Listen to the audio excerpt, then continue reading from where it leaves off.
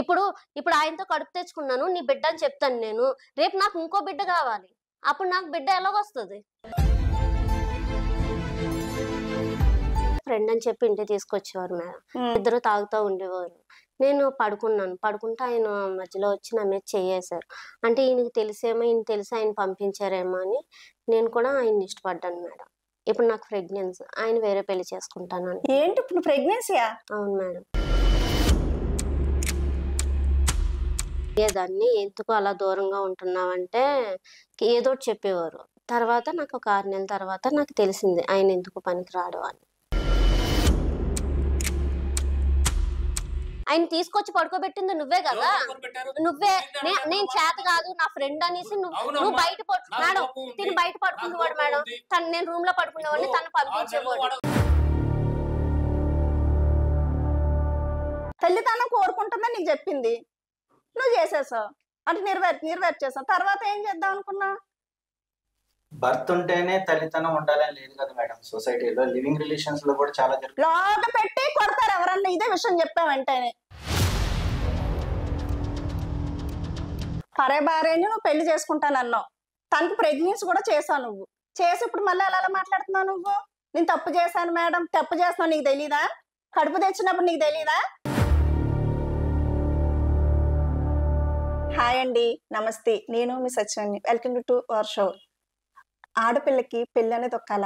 పుట్టింటి నుంచి అత్తింటికి వెళ్ళినప్పుడు ఎన్నో కళలు కంటుంది. ఆ కళలు నెరవేరకపోతే ఎలా ఉంటుందో మనం అడిగి తెలుసుకుందాం. నమస్తే అమ్మా. నమస్తే మేడం. మీ పేరేంటి? హేమావతి. హేమావతి.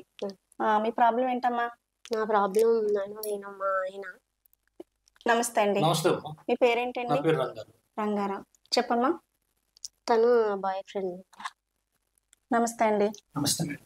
మీ పేరేంటండి? ప్రసాద్. ప్రసాద్ గారు. చెప్పమ్మా. తినుతో నాకు పెళ్ళయింది మేడం. 6 నెలల తర్వాత తను ఎందుకో పనికిరాదని తెలిసింది. 6 నెలల తర్వాత తర్వాత ఆయన ఇంటికి తీసుకొచ్చేవాడు మేడం. అలా మా ఇద్దరికి లింక్ అయింది. అదేంటమ్మా అంత లింక్ అవడం ఏంటి? మీ ఆయన తెలుసా? తెలుసు మేడం. ఆయన తెలిసే చేశారు మొత్తం. తెలిసే చేశారా? అవును మేడం. తర్వాత ఇంత పెళ్ళైన తర్వాత రోజు రోజుకి తప్పించుకునేవారు. అడిగేదాన్ని ఎందుకు అలా దూరంగా ఉంటున్నావంటే ఏదో ఒకటి చెప్పేవారు. తర్వాత నాకు ఒక 6 నెలల తర్వాత నాకు తెలిసింది ఆయన ఎందుకు పనికిరాడు అని. ఏమయ్యా, నువ్వు పనికిరావని తెలిసినప్పుడు ఒక ఆడపిల్ల జీవితాలను నాశనం చేయొచ్చా నువ్వు? మేడం యాక్చువల్లీ నాకు ఇష్టం లేదు మేడం ఈ పెళ్ళి. మా అమ్మ నాన్న పట్టుదల వల్ల ఈ సమాజం ఏమనుకుంటుందో అని చెప్పేసి భయపడి నేను చేసుకున్నాను మేడం. అంటే సమాజం కోసం భయపడ్డా అంటే అమ్మాయి ఏ జీవితం ఏమైపోయినా పర్లేదు నీకు? సమాజం కోసం కరెక్టే మేడం. మా తల్లిదండ్రులు ఏమైపోతారు అనే ఉద్దేశం మీద నాకు ఇష్టం లేదు. అంటే నీ తల్లిదండ్రుల కోసం సమాజం కోసం నువ్వు అమ్మాయిని చేసుకుని ఈ అమ్మాయి గొంతు కోసం నువ్వు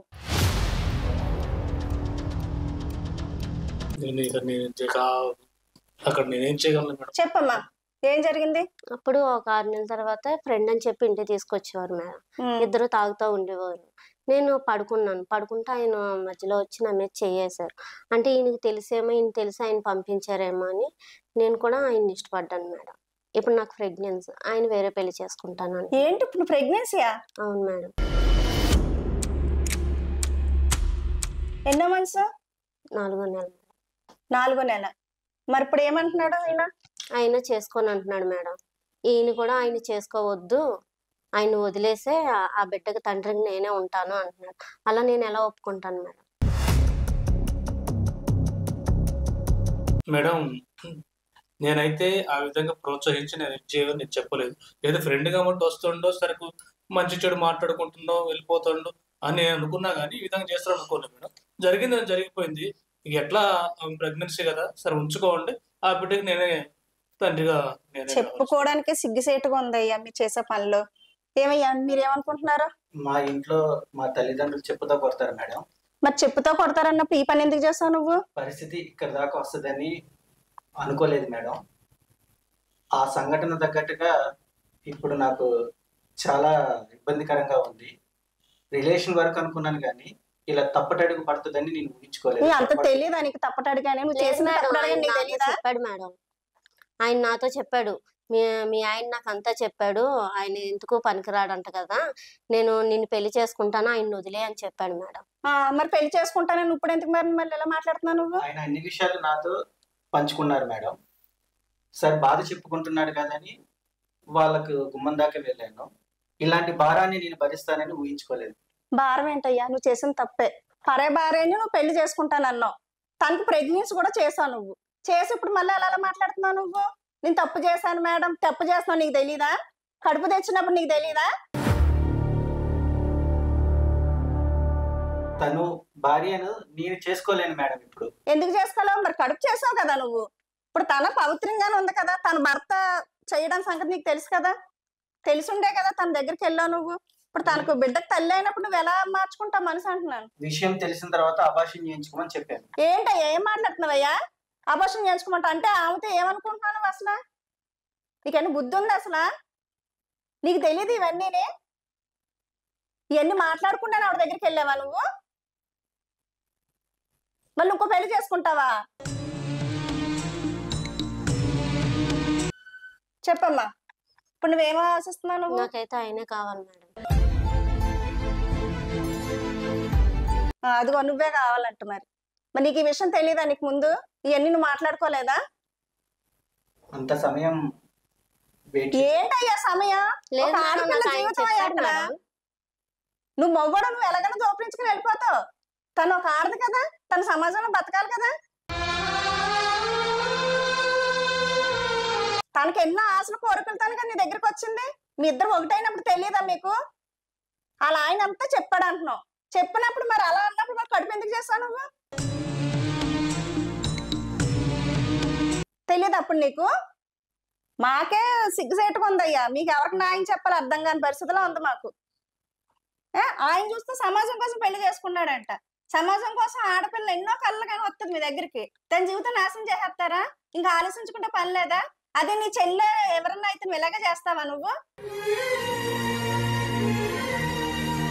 అదే నీ చెల్లికే ఇలాంటిది వస్తే నువ్వు ఊరుకుంటావా? ఎవరు ఊరుకోర్లేదు మేడం. తను ఆడదయ్యా, ఎక్కడ చెప్పుకుంటుంది? ఎన్నో కళ్ళ ఆశతో వస్తుంది. ఈయన కూడా ఆయనకే సపోర్ట్ చేస్తున్నాడు మేడం. వద్దు, నా భార్యను నేను చూసుకుంటాను, నువ్వు వేరే పెళ్లి చేసుకో అనేసి. నేను దానికి ఒప్పుకోవట్లేదు. ఎందుకంటే ఈయన ఆ బిడ్డ నాకే పుట్టినట్టే ఉండాలి బయట ప్రపంచాలు అందరికీ అని చెప్తున్నాడు.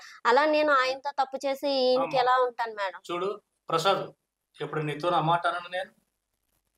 చాలా ఊరుకో, సిగ్గు అసలు. ఏం చేస్తున్నారు అసలు మీరు? అసలు ఏంటిది? మాట్లాడుకున్నారు, మీకు మీరు అండర్స్టాండింగ్ లో మాట్లాడుకున్నారు మేడం. జరిగింది జరిగిపోయింది మేడం. ఏం జరిగిపోయింది అయ్యా? ఏం జరిగిపోయింది? ఇది అసలు ఏమన్నా మళ్ళీ నలుగురిలో పోతే మా పరువు ప్రతిష్టలు మరి ఇప్పుడు పోలేదా పరువు? ఇదైతే ఇప్పుడు ప్రస్తుతానికి ఇప్పుడు పోలేదా పరువు అంటున్నాను. నీ భార్య తీసుకెళ్ళి ఇంకోళ్ళకి చెప్పి ఎట్లయినా మనకి బిడ్డనే మన బిడ్డలేక మనం పెంచుకుందాం. ఏంటి పెంచుకుంటే అలా అవుతుంది అసలు? ఇప్పుడు తన భర్తగా తనే కావాలంటుంది. ఇప్పుడు తన పెళ్లి కాలేదు కాబట్టి ఇప్పుడు తిన్న చేసుకునే రైట్స్ ఉన్నాయి. నువ్వు తనకి డ్రైవర్స్ ఇచ్చే రైట్స్ నీకు ఉన్నాయి. ఎందుకంటే నువ్వు ఎలాగ సంవత్సరానికి పనికిరావు కాబట్టి. ఏమయ్యా, నువ్వు ఆమెను చేసుకోవాలయ్యా. ఎందుకంటే అతని భర్త సంగతి నీకు తెలుసు. ఆమె ఏ రూపంలో నీ దగ్గరకు వచ్చిందో తెలుసు. తెలిసినప్పుడు ఆమెకు బిడ్డకు తండ్రి నువ్వే. తన ఆడదయ్యా, ఎక్కడ చెప్పుకుంటది? నీ అంతటి నువ్వు అయిపోయి నువ్వు ఇంకో పెళ్లి చేసేసుకుంటే తన జీవితం ఏం కావాలి? నాకు సమయం ఇవ్వండి మేడం. ఏంటి సమయం అని? ఈ సమయం నీకు ముందు తెలీదా? తన దగ్గరికి వచ్చినప్పుడు నీకు తెలియదా సమయం కావాలన్నప్పుడు అడుగుతున్నా? నీకు అసలు సిగ్గుంది అసలు? నీకైతే మాత్రం సిగ్గులేదమ్మా. నీకు తెలియదా ముందు అన్ని మాట్లాడుకోవాలనే సంగతి నీకు తెలియదా? ఆయన అన్ని మాట్లాడే నా దగ్గర అయ్యాడు మేడం. ఆయన అన్నాడు, ఎలాగా అతను ఎందుకు పనికిరాడు, నీకు సెట్ కాదు, వేస్ట్ గడాడు, నేను నిన్ను లైఫ్ లాంగ్ చూసుకుంటాను, నేను పెళ్లి చేసుకుంటాను అన్నాడు. మరి ఇప్పుడు ఎందుకు ఇలా మాట్లాడుతున్నా? తను అబద్ధం ఆడుతుంది మేడం. అబద్ధం ఆడుతుందా? నేను అబద్ధం ఆడట్లేదు మేడం. ఏం మాట్లాడుతున్నావయ్యా నువ్వు? తను కడుపుతో ఉందయ్యా, ఎలాగ అబద్ధం ఆడుతుంది? నువ్వే చెప్తున్నావు కదా తన భర్త అన్ని మాట్లాడాను మేడం, తను పని చేయడు మేడం, అందుకే నేను వెళ్ళాను మేడం అని చెప్తున్నా కదా. మళ్ళీ ఇప్పుడు అబద్ధం ఆడుతుంది అంటావేంటి? ఇప్పుడు అబద్ధం ఆడుతుంది నువ్వు, ఆమె కాదు. ఆమె కరెక్ట్ గానే ఉంది. రంగారావు నువ్వే నిర్ణయం తీసుకో. ప్రసాద్, నువ్వు వస్తున్నావు పోతున్నావు. నేను ఎప్పుడైనా సరే నువ్వు ఇట్లా చేయి, ఈ విధంగా చేయని నేను అన్నాను నీతోటి. మరి నీకు ఏమైందో ఏంటో నాకైతే తెలియదు. నా దగ్గర ఉన్న లోపం అయితే నీకు తెలుసు. దాన్ని ఆసరాగా తీసుకొని నా భార్య దగ్గర పోయి ఈ విధంగా నువ్వు చేయటం అది నీకు ఎంతవరకు కరెక్ట్? ఏమయ్యా అట్లా మాట్లాడి నీకు తెలియకుండా నేను ఇంటికి తీసుకొచ్చాను నీ ఫ్రెండ్ నే? లేదు మేడం, రోజు తీసుకొచ్చేవాడు మేడం. చెప్పావా? క్యాజువల్ గా ఎట్లా మా ఫ్రెండ్ మీ ఇద్దరు టైలర్స్ టైలరింగ్ చేస్తాం మేడం. క్యాజువల్ గా తీసుకొస్తే మంచిగా మాట్లాడ కూడా నేను క్యాజువల్ గా తీసుకొస్తాం మేడం. ఈ విధంగా అయితే నీకేం చెప్పాడాయన? అన్ని విషయాలు చెప్పుకున్నారు మేడం, సంసార విషయాలు కూడా చెప్పారు. సంసారంలో అంటే ఉన్న సంసార లోపాలు కూడా విషయాలు అంటే చెప్పారు. నా లోపం ఇది ఉంది ప్రసాద్ అని బాధపడ్డాను, కానీ నువ్వు నా భార్య దగ్గర పోయి ఈ విధంగా చేసి కడుపు చేయి పిల్లల్ని గాను నేను చెప్పలేదు మేడం. మరి ఏంటి అతను నేను చెప్పలేదు అంటున్నాడు, నువ్వేమో అన్ని విషయాలు చెప్పారని చెప్తున్నావు. ఇప్పుడు ఎవరికి ఎవరు అబద్ధం ఆడుతున్నారు? ఇప్పుడు లేదు మేడం, మీ ఇద్దరు అబద్ధాలు ఆడి ఇప్పుడు ఆవిడ జీవితాన్ని ఏం చేద్దాం అనుకుంటున్నారా? ఇప్పుడు ఆవిడ పరిస్థితి ఏంటి? ఆవిడ మామూలు మనిషా? ఇప్పుడు ప్రెగ్నెన్సీ ఉంది కదా, ఆవిడ జీవితం ఏం కావాలి? అందుకనే మేడం నేను చెప్తున్నా కదా, జరిగింది జరిగిపోయింది కదా, ఇక ఆమె నా దగ్గరనే ఉంటది. ఏంటయ్యా నేను నీ ఉండను దగ్గర మేడం, ఉన్నది ఆయనతోని. ఏంటంటున్నాడు? తన జీవితం నాశనం చేసేసి ఇప్పుడు నా దగ్గర ఉంటుందని ఎలా చెప్తున్నావు నువ్వు? మరి ఏం చేద్దాం అనుకుంటున్నాయి? నేను ఆయన్నే పెళ్లి చేసుకుంటాను. మరి తాళి కట్టిన నేనేం కావాలి? నువ్వేమన్నా సన్యాసం అయిపో. పుచ్చుకోవాలి, చెప్పలేదు అన్నీ కదా, తెలియదా? ముందు నువ్వు చెప్పాలి కదా నా పరిస్థితి ఇది అని. 6 నెలల తర్వాత నాకు డౌట్ వచ్చి మిమ్మల్ని అడిగాను. అడిగితే అప్పుడు చెప్పావు. నాకు కొన్ని కోరికలు ఉంటాయి కదా, నేను ఒక ఆడదాన్నే.